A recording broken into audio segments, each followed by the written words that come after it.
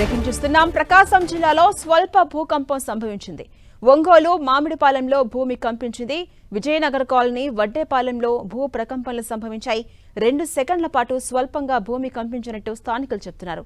భూమి కదలడంతో ఒంగోలు వాసులు భయాందోళనకు గురయ్యారు. గతంలో పలుసార్లు ఇదే ప్రాంతాల్లో భూమి కంపించింది.